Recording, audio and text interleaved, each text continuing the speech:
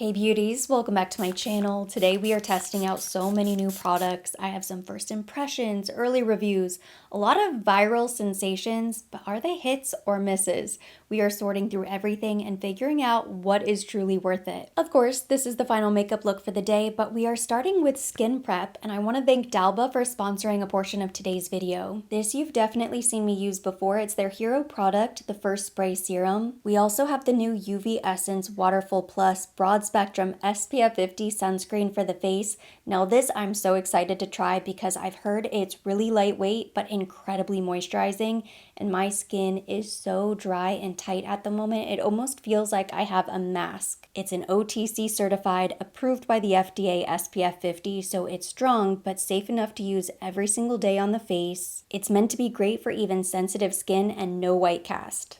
I'm genuinely so impressed by this sunscreen. As you can see, zero white cast. I have a nice glow going on, which is going to be the perfect base beneath makeup because we started with sandpaper. Normally when I do the 2-finger rule with my sunscreen, that's the recommended amount, but I usually feel like it's too much product and I have to start blending down my neck, my chest, my hands. I have to just start spreading it all over the place to get rid of it. Whereas this just sort of melted right into the skin.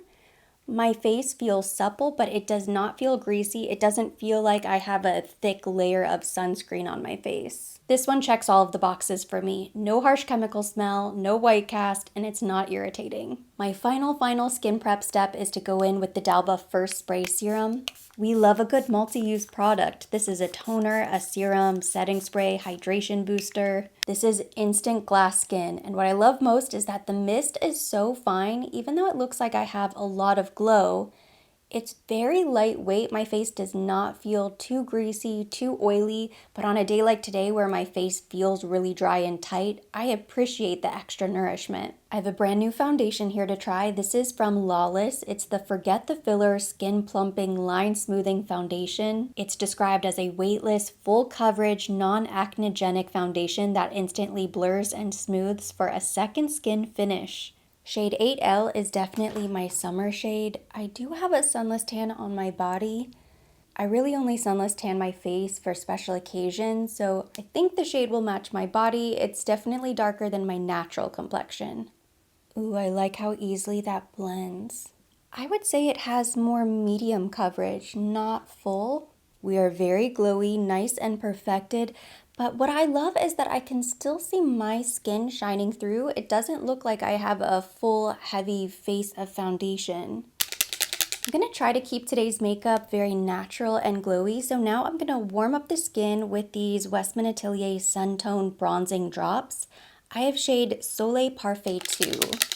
I've actually used these a few times off camera and I really like them. I'm going to use my new Sephora Pro Highlight 90 brush to pick these up.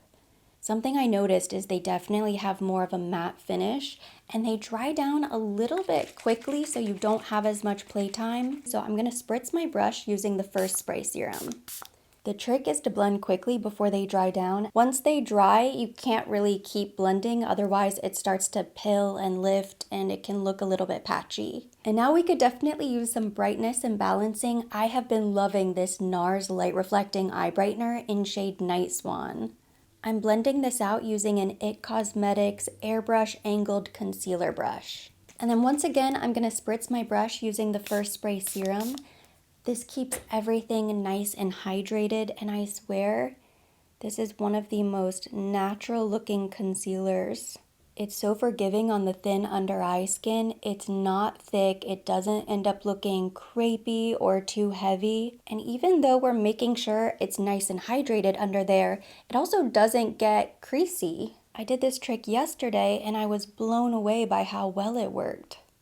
It looks bright, it looks glowy, not heavy whatsoever. I know it's probably not new, but it's new for me. This NARS eye brightener is my current MVP. Love it. I love the luminosity we have going on, but it is Miami. It's hot and sweaty outside, so we need to set our face with some powder.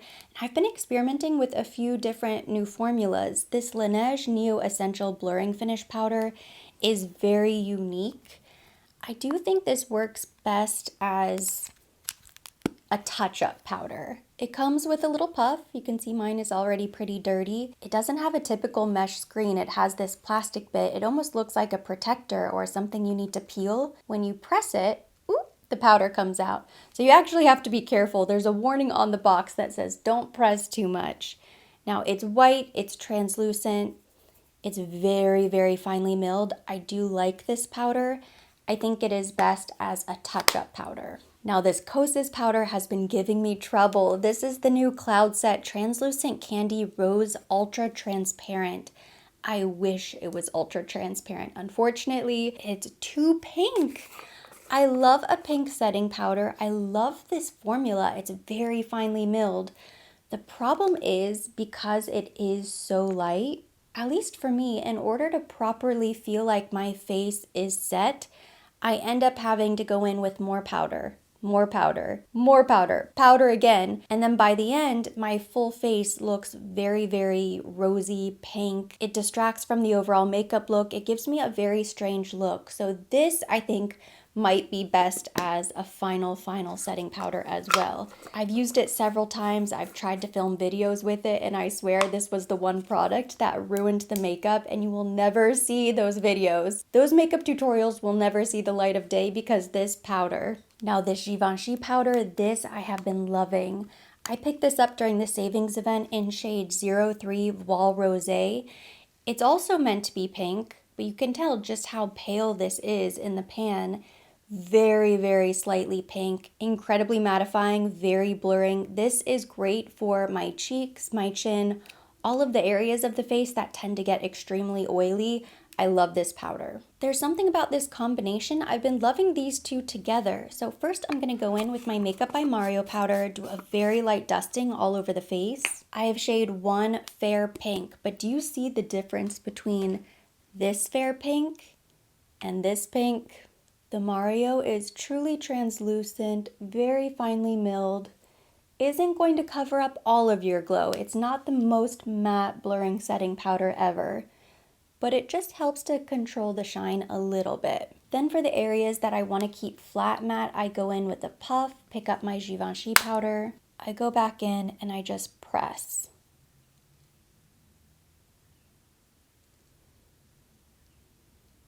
It looks so smooth. Very blurred, not heavy, no Givenchy powder, Givenchy. Lots of glow, less glow.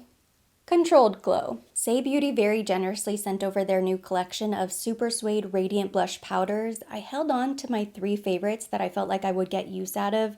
My absolute favorite out of the 3 is shade Chow. This is summer vacation in a blush, like you've just been spending some time outdoors, getting natural sun. All 3 shades are gorgeous, but this one is my favorite. I'm picking this up with a Sephora Pro 99 blush brush.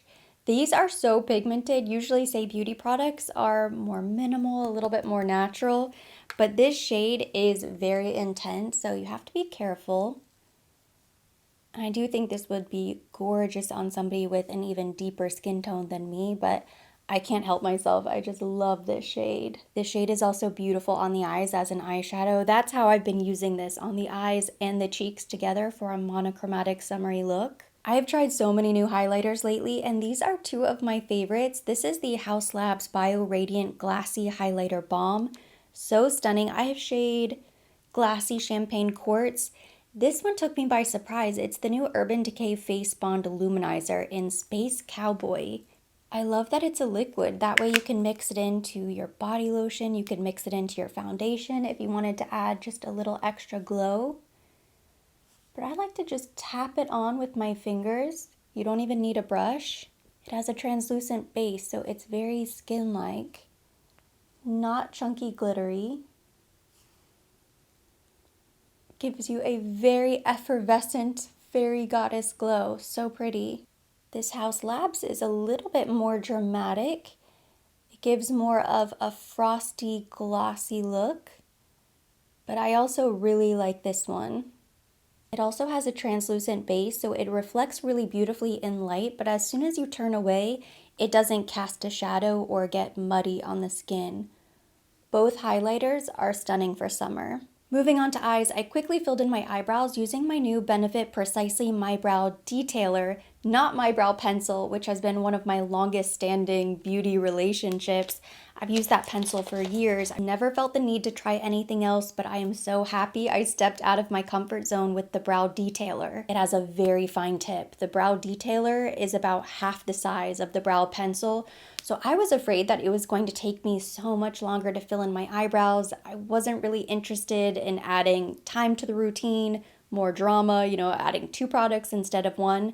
But I've been filling in my brows with just the brow detailer, and I think they look better than ever. I love this pencil so much. I immediately found a better deal on HSN. They had a little duo set, and with the promo code and the coupon code, I purchased 4 more brow detailers myself, and now I'm stocked up for the entire year. I've been testing 2 new eye products that I'm going to show you today. We want to keep the look pretty simple and glowy. This is the NARS Total Seduction Eyeshadow Stick in the shade Hustle. It's a great one and done. Just throw it on the lid, tap it out with your fingers type of product.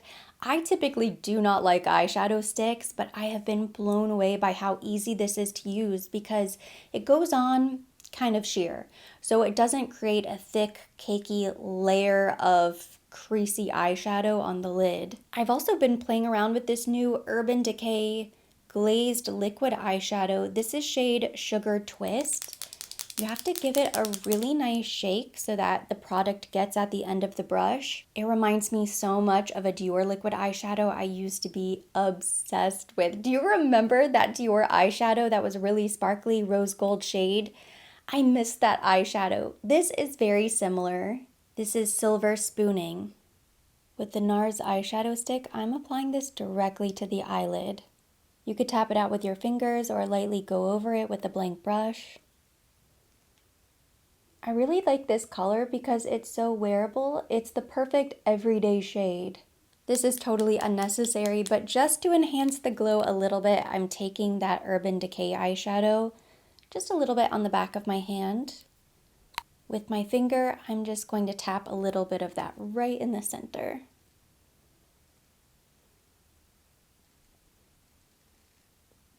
Done. We're going to keep it really simple. Going back with the NARS eyeshadow stick, I'm going to run this beneath the lower lash line and then blend that out quickly with a brush. Easiest eye look ever. I am nothing if not a creature of habit, so liquid liner stays the same, but we have got to talk about these new mascara formulas. I've been playing around with these for a few weeks now, and I have some thoughts. Prada Beauty sent over their new Prada Scope Black Mascara.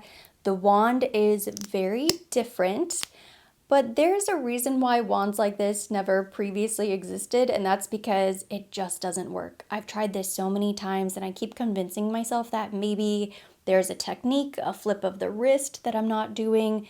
I'll love it the next time. I keep, trying to experiment. It's just not for me. If you like a very natural lash where you can barely tell you're wearing mascara, then great, you will love this formula. Otherwise, I say steer clear. The packaging gets really filthy, the wand doesn't work.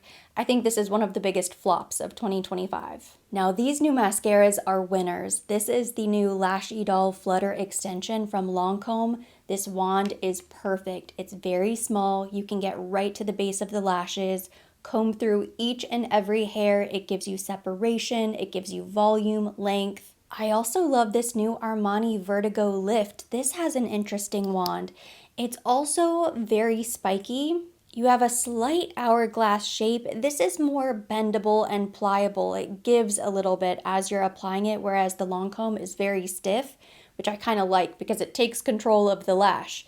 This one flops around a little bit. You don't have to think too much about it. No learning curve. You're not questioning everything you ever thought you knew about mascara, like when I was trying the Prada. So I love the new Armani. Between the two, I honestly can't choose a favorite. Also in the flop category, these Merit Beauty sheer lip liners. This is the Signature Lip sheer lip liner. I just don't get it. I don't understand what the point of these are.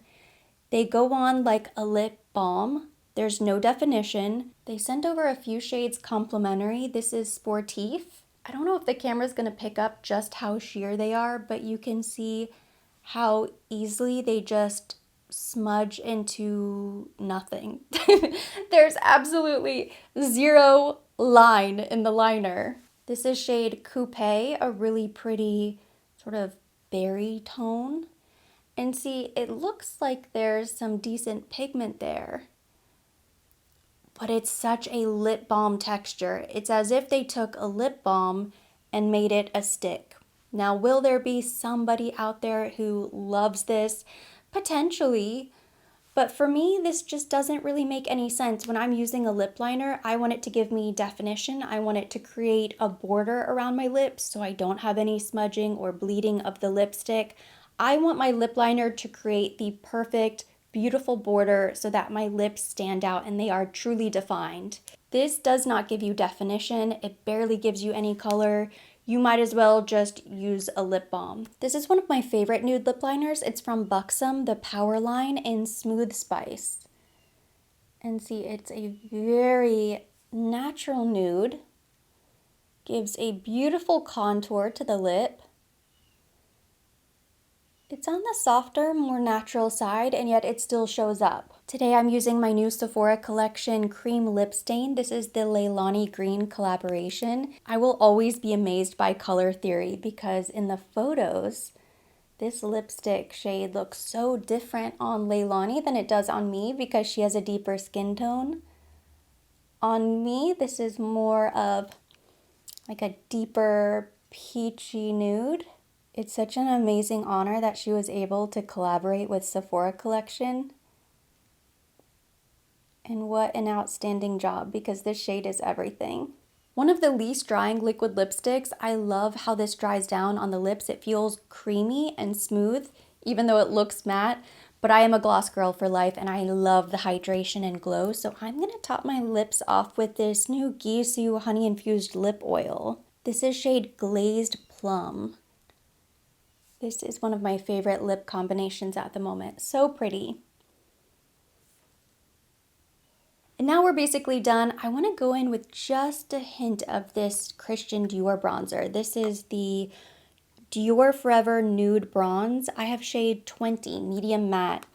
I've used this a bunch off camera before as well. I really like it. The scent is so unexpected but overpowering. It's the first thing I noticed when I opened the compact. It smells like summer vacation. I love the scent, but it's like Guerlain level fragrance. So unnecessary. It smells good.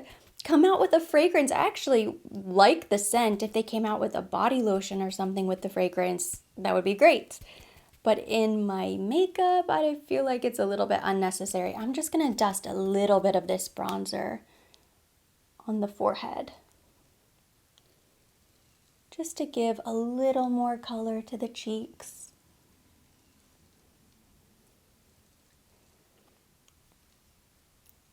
Maybe it's all in my head, but I feel like the Dior Riviera bronzers and this, the formula seems a little bit different. Maybe it's just the shade. I prefer my Dior Riviera bronzer, and I know they sold out. And this one is oversized, so it's a better value. I wish I liked it as much. It's still very nice. I think I just prefer the shade of the Dior Riviera.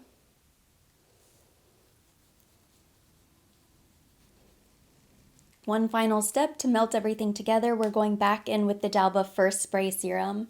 This makes all of the powders that we used look so natural and skin-like. And this is the final makeup look for the day. More than 20 new products tested and reviewed. There were some hits, some misses, but overall, I'm very happy with the way the makeup turned out, and I'm really excited to keep playing around with some of these new products. No dry flakes, no sandpaper skin. Everything looks so glowy and hydrated and fresh and plump. And that completes today's video. Thank you so much for watching. Hopefully you enjoyed it. If you did, give it a thumbs up. Leave me your comments, questions down below. As always, I will be linking everything mentioned, everything on my face. The incredible D'Alba products will be linked down in the description box for your convenience. And for more videos like this, don't forget to subscribe and hit the notification bell.